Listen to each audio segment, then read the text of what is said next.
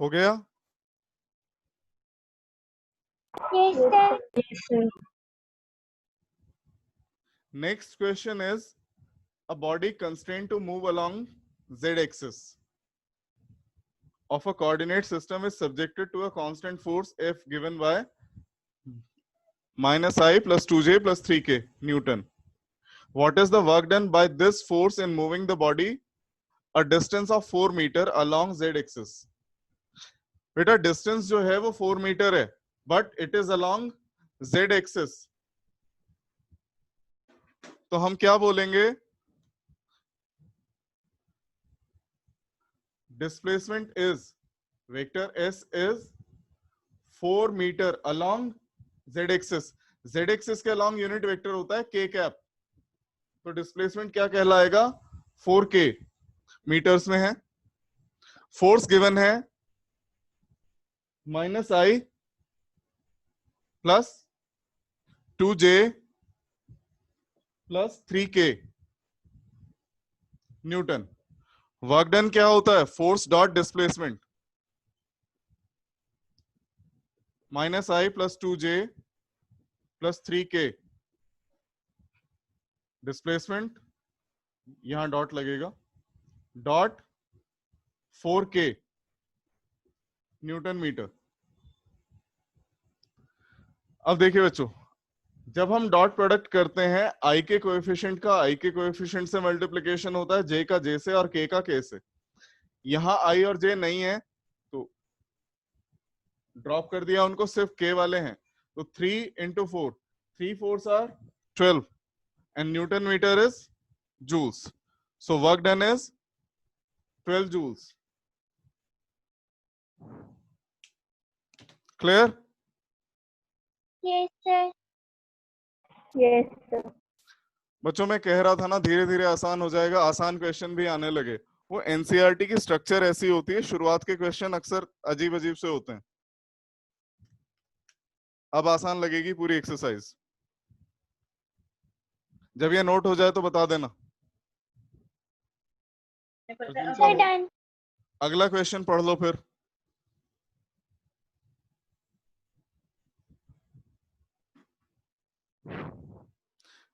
Next question is an electron and a proton are detected in a cosmic ray experiment. Cosmic rays बोलते हैं जो solar flares में या किसी और स्टार से जो फ्लेयर्स आती हैं उनमें present rays. The first with kinetic energy 10 kilo electron volt. Electron की काइनेटिक एनर्जी कितनी है? मैं लिख रहा हूं kinetic energy of electron. It is question number 12. Kinetic energy of electron is 10 kilo electron volt. And second with 100 kilo electron volt. Kinetic energy of proton is 100 kilo electron volt. बच्चों 1 electron volt 1.6 into 10⁻⁻19 joule के equal होता है. हमें इस question में तो जरूरत नहीं पड़ेगी कन्वर्ट करने की, जब पड़ती है तो इस कन्वर्जन फैक्टर से कन्वर्ट करेंगे. अब हमसे क्या पूछा गया है? विच इज फास्टर, इलेक्ट्रॉन और proton? Obtain the ratio of their speeds. देखो बच्चों, हमें पता है काइनेटिक एनर्जी ऑफ इलेक्ट्रॉन वो क्या होगी? Half mass of electron speed of electron square, which is given to be 10 kilo electron volt, and half mass of proton into velocity of proton square is given to be 100 kilo electron volt. मैं divide कर देता हूं. से ये first है, ये second है. Second को फर्स्ट से डिवाइड कर रहा हूं, क्या आएगा? हाफ से हाफ कट जाएगा. Mass of proton velocity of proton square divided by mass of electron velocity of electron square equals to 100 kilo electron volt divided by 10 kilo electron volt. That is 10. यहां तक clear है? Yes, sir. जल्दी note करो, मैं erase कर रहा हूं, फिर से जल्दी नोट करो.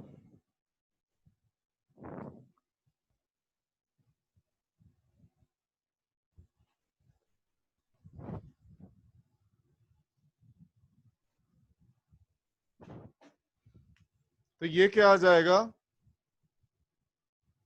वेलोसिटी ऑफ, हमें क्या निकालनी है, velocity of electron to the velocity of proton. हमने उल्टा डिवाइड कर दिया, कोई नहीं, मैं इसे इधर ले जाता हूँ, इसे इधर ले जाता हूँ। तो हमारे पास क्या आएगा, velocity of electron square divided by velocity of proton square is mass of proton divided by mass of electron into 10।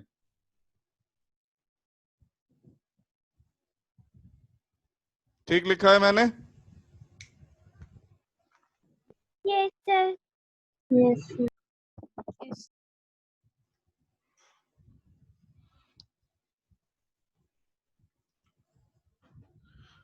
बेटा वैसे तो इलेक्ट्रॉन का मास होता है 9.1 इंटू 10⁻³ किलोग्राम, और प्रोटॉन का मास होता है 1.673 इंटू 10⁻27 किलोग्राम। रफली 1.67 ले लिया करते हैं हम लोग। बट एक बात और ध्यान रखेंगे, हमें फिजिक्स में खास तौर से इसकी बार बार जरूरत पड़ जाती है, क्योंकि इलेक्ट्रॉन और प्रोटॉन के मास का रेशो कई बार यूज होता है, तो हम डायरेक्टली यूज करते हैं मास of electron is 1/1837 mass of proton.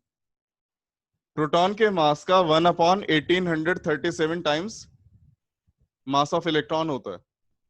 तो हम यहाँ क्या लिखेंगे, मास ऑफ प्रोटॉन की जगह मैं लिखूंगा 1837 मास of electron divided by mass of electron into 10। This is velocity of electron square divided by velocity of proton square. Mass of electron से मास ऑफ इलेक्ट्रॉन कट गया, हमारे पास क्या आया, velocity of electron square divided by velocity of proton square is 183.7। हमें निकालना है इनकी वेलोसिटीज का रेशो। तो velocity of electron by velocity of proton is square root of 183.7 is to 1। Square root निकाल के बताओ क्या आ रहा है, जल्दी करो। और कैलकुलेटर से नहीं करना है, उससे करना होता तो मैं कर लेता।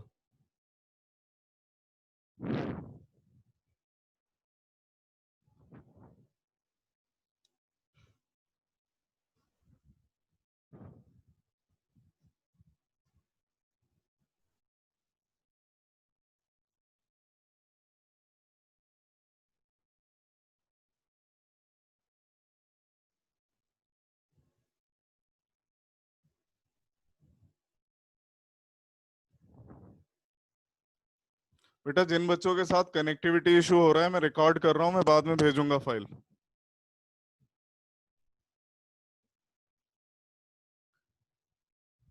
जल्दी स्क्वायर रूट निकाल के बताएं क्या आ रहा है।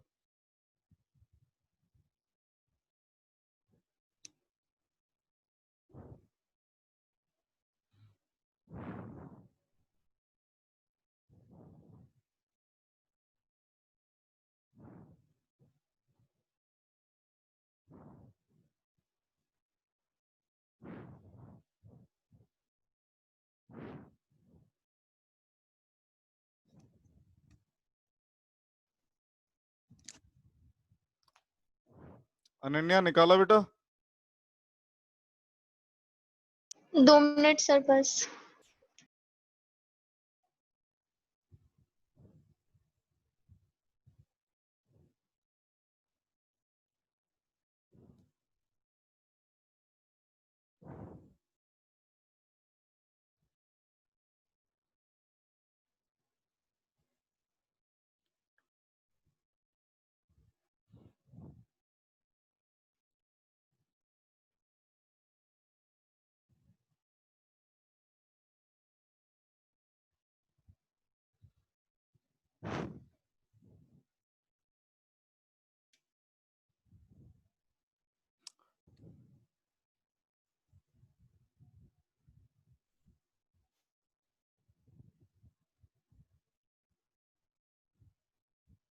किसी ने किया बेटा?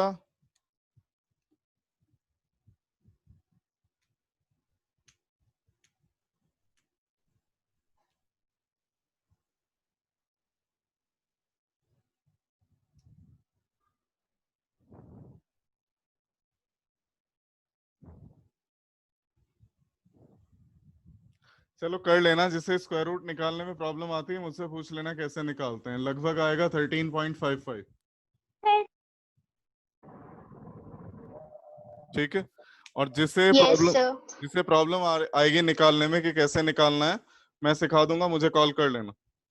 बहुत सारे इजी मेथड्स भी होते हैं, वो जो आप लोग पेयर करके करते हैं ना स्क्वायर रूट निकालना, उससे इजी मेथड्स भी होते हैं।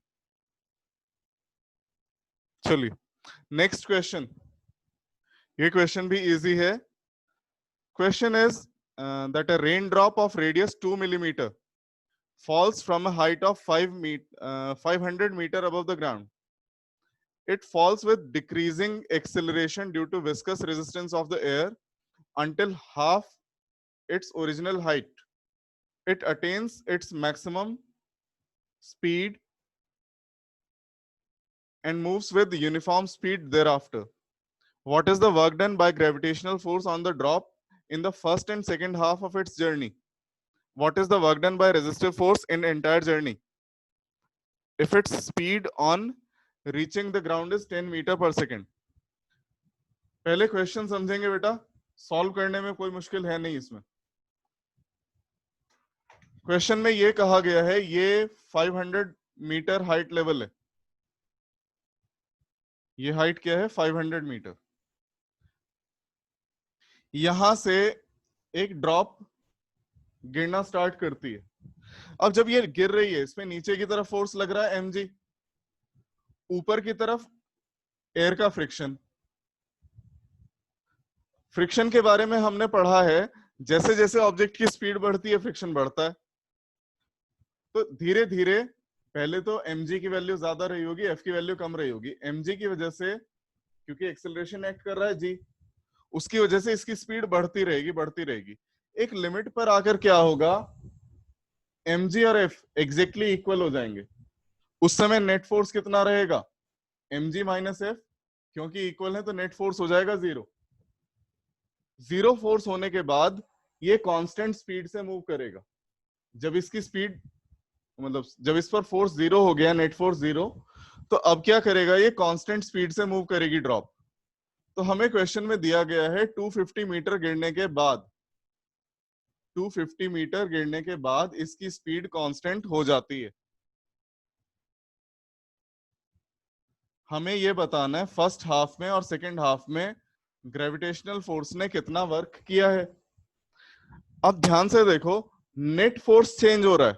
नेट फोर्स स्टार्टिंग में कुछ और था, 250 पे आके क्या हो गया, जीरो, और उसके बाद हमेशा नेट फोर्स जीरो है।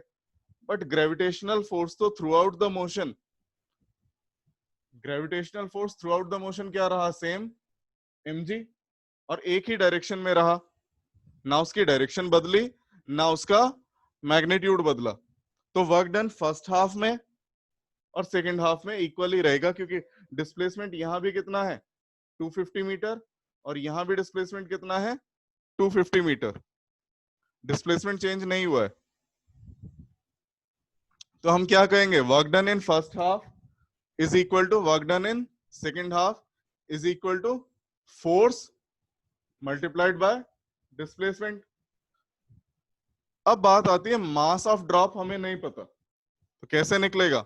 मास होता है volume into density, 4/3 pi r cube. ये तो हो गया वॉल्यूम, डेंसिटी से मल्टीप्लाई किया तो ये क्या बन गया, मास इंटू जी इंटू एच। वैल्यूज प्लेस करो, आंसर बताओ क्या है। रो की वैल्यू है 1000 किलोग्राम पर मीटर क्यूब। जल्दी करो बच्चों, बहुत फास्ट, मीटिंग में टाइम कम बचा है। Hello, good evening sir. जी सर, जी बताइए।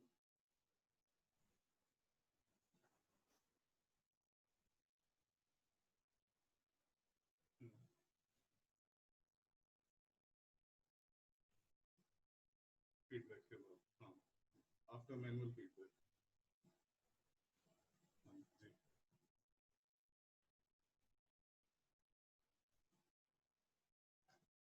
हाँ जी, हाँ जी, जी,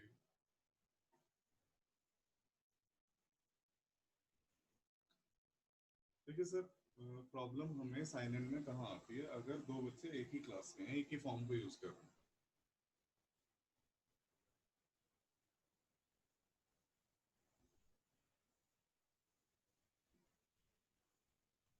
सर ऑन तो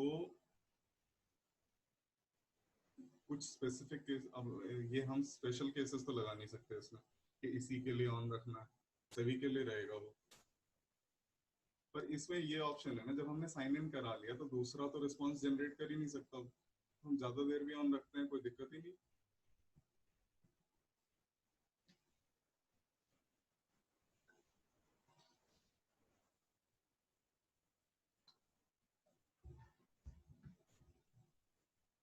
नहीं, हम उनसे पहले ले लेते हैं ना, आप अपनी ईमेल आईडी पहले सबमिट कर दो हमें कि आप कौन सी ईमेल आईडी यूज करेंगे। ये तो हम पहले मांग सकते हैं ना कि फर्स्ट एग्जाम से पहले कि आप अपनी ऑफिशियल ईमेल आईडी बता दो जिससे आप लॉगिन करने वाले हैं, है ना।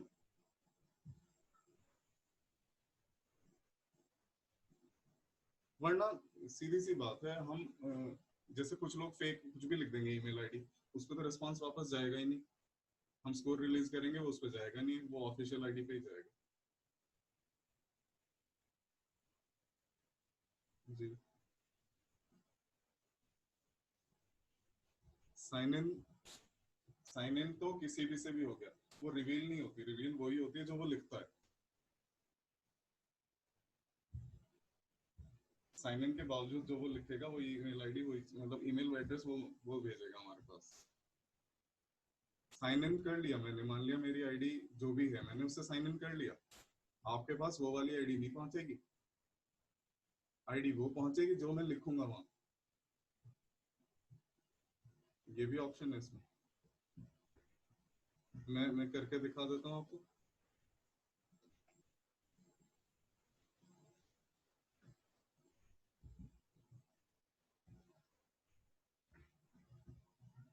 हाँ वो भी है।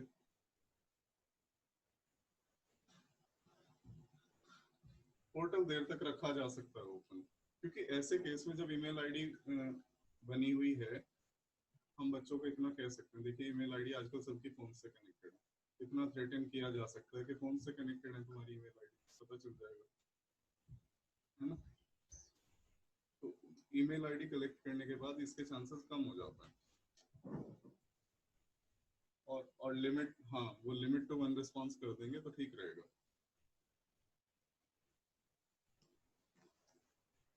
हम्म, हाँ, और नकल को रोकने के तरीके क्या हैं फिर।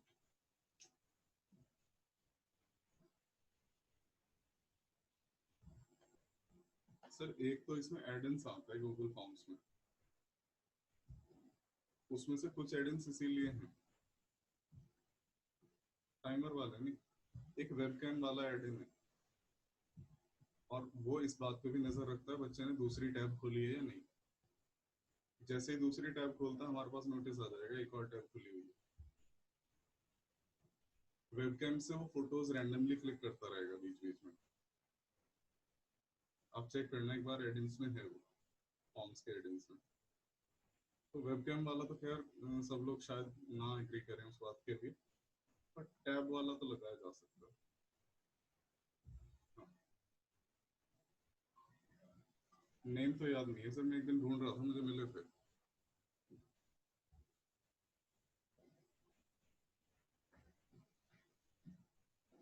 सर हमारे सब्जेक्ट में तो चीटिंग अवॉइड करना पॉसिबल ही नहीं है, मैथ्स वाले तो अवॉइड कर सकते हैं।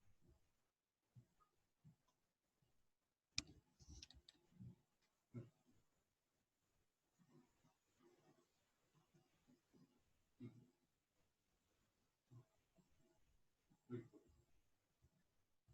किया ही नहीं जा सकता। नहीं,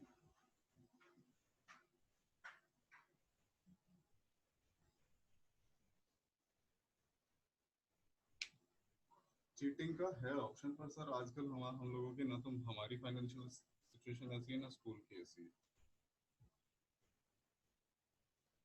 वो थिंक एग्जाम नाम से एक पोर्टल है, वो 5000 पर मंथ लेता है, क्योंकि मैंने पिछले साल उसी से कराई टेस्ट। जो जैम वाले बच्चे थे उनके, उसमें वो नजर रखता है। बंदे ने अगर नजर भी इधर उधर करी ना कि हाथ कहीं और चल रहा है, नाक कहीं और है, तो भी वो बता देता है। अब सब कुछ हालात सही होते तो 5,000 रुपए कुछ भी नहीं है स्कूल के लिए, लेकिन आजकल नहीं कर सकते।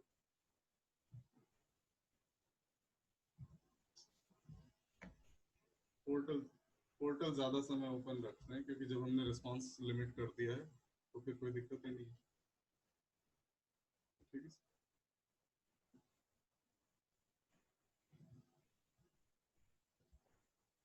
कर लेंगे सर।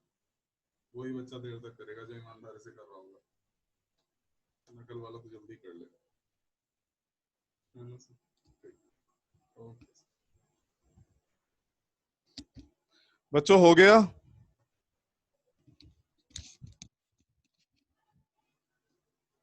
बेटा बहुत देर लगा दी आप लोगों ने, यस सर। जल्दी बताओ क्या आया।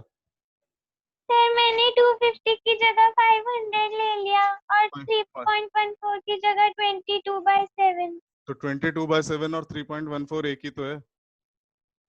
सर पर वहाँ पे 500 ले लिया इसलिए गलत हो गया होगा। आंसर का आधा कर दो ना, जो भी आंसर तुम्हारा आया उसका हाफ कर दो।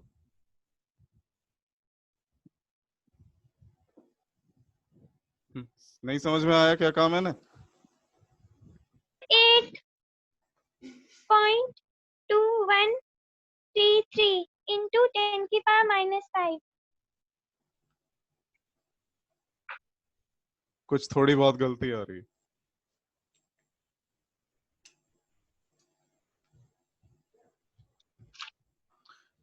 ये आएगा बेटा कैलकुलेट करके लगभग 0.082 जूल्स।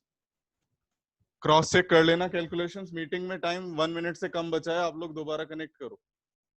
सब लोग दोबारा कनेक्ट करेंगे।